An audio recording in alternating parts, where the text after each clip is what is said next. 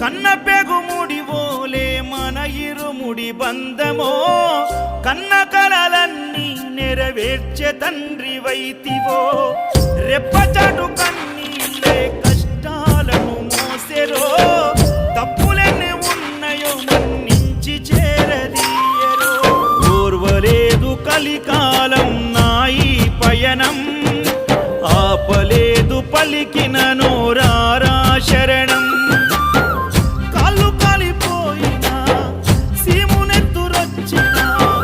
సల్ల సెమటలు వట్టి సొమ్మసిల్లినా